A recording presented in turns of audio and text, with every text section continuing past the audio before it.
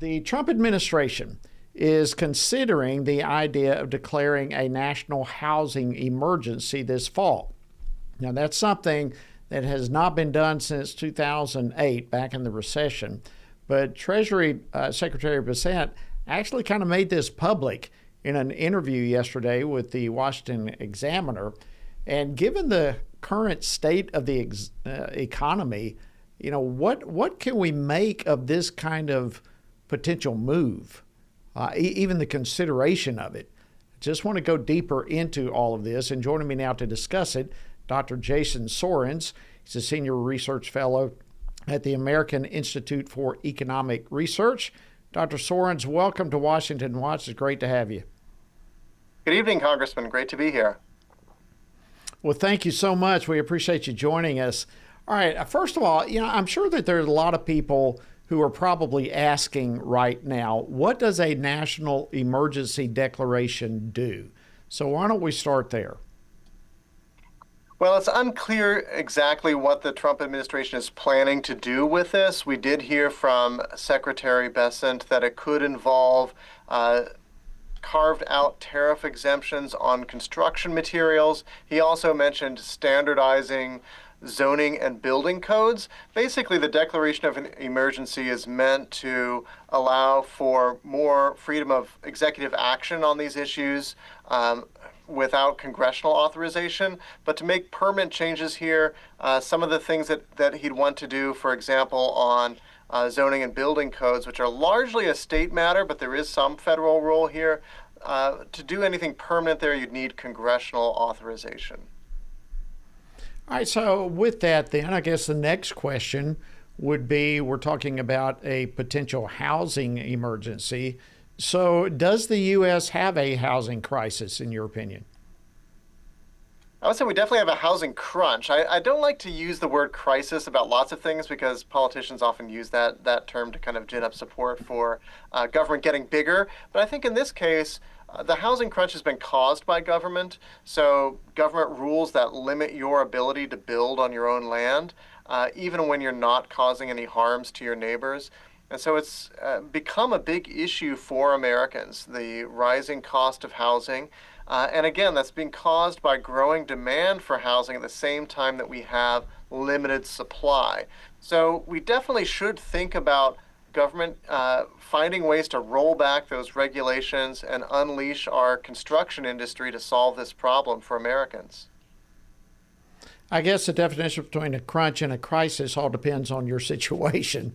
One person's crunch might be another person's crisis. But now that we have the Treasury Secretary let the cat out of the bag, so to speak, he did not provide much detail. So here we are. We're kind of left to extrapolate all of this. So what do you think might be some actions that President Trump could take? So exempting some of the tariffs on construction materials would definitely help. Lumber has overall risen in price, although it's come down very dramatically in the last couple of weeks. But lumber is, of course, a major input into housing. Steel, of course, was hit with a 50% tariff. It's also a major input into larger buildings. So that is something that could be helpful if we get some temporary reprieve from those tariffs. We can also look at the National Manufactured Housing Code. So this is defined by the federal government, and it includes things like requiring manufactured houses, what are sometimes known as mobile homes, to have a permanent chassis. That's something that adds to the cost of a mobile home. Usually people don't actually want to move their manufactured house around. They just want to put it on a foundation and live in it. So there's no need for them to be required to have this chassis. And it's something that housing advocates have talked about for a long time. It's a deregulation move. Unfortunately, that is defined in statute. That means that only Congress can really change that particular provision. But anything we can do to roll back taxes and regulations that drive up the cost of housing is going to help Americans at the end of the day. Good point. All right, Dr. Sorens, if I can switch gears with you a little bit. This past Friday, a federal appeals court ruled that most of President Trump's tariffs are illegal. So, what can you tell us about that ruling, and what does it mean really for tariffs in the long run?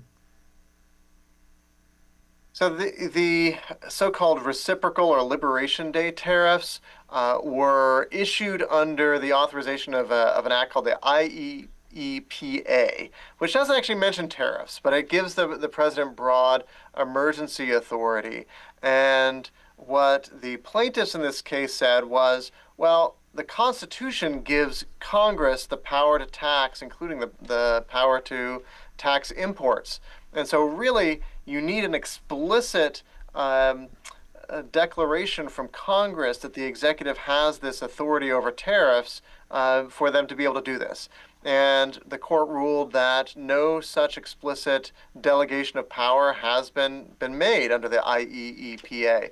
So these tariffs are illegal. And the case is going to the Supreme Court, most likely. We'll see if the Supreme Court agrees to take the case. The tariffs remain in effect until mid-October, and the Trump administration is pushing now for the Supreme Court to hear an appeal quickly. So, do you think the president could turn around and declare an emergency and proceed? Well, that's what he has done, and the court has ruled, well, you can't just do anything you want under color of an emergency. So the emergency declaration was based on fentanyl coming over the border. What some critics have pointed out is that, of course, fentanyl isn't coming from Switzerland, for example, which is one of the countries hit with some of the highest tariffs. And so there's really also not really a connection between the logic of the emergency declaration and the remedy proposed. Trade deficits have been mentioned, but trade deficits have been going on for decades. So it's also unclear that they constitute an emergency.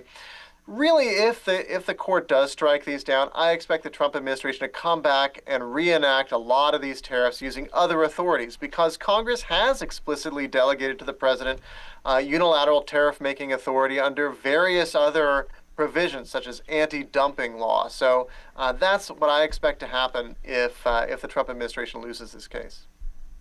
Yeah, I would agree with you on that, because wouldn't you agree that there have been a lot of benefits that have come from the change in tariffs? I mean, it's moving things in a positive direction, isn't it?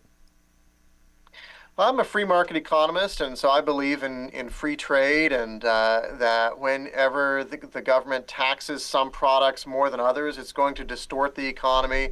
In particular, it seems to be hitting American manufacturers who have to use imported goods to make stuff. So our advanced manufacturers are hurting when they have to pay high tariffs on things like steel and aluminum that they use in their products. So car manufacturers, aircraft manufacturers, laser manufacturers, they're being hit by taxes on their inputs, and they're also being able to sell less abroad as a result of these tariffs. So I do think tariffs are bad policy, but let's have that debate. And this is something that conservatives have been debating among themselves, and I think we should continue to have a healthy debate as the evidence rolls in. Thank you so much, Dr. Jason Sorens, Senior Research Fellow at the American Institute for Economic Research. Great information. Thank you so much for your insight. Thanks for having me.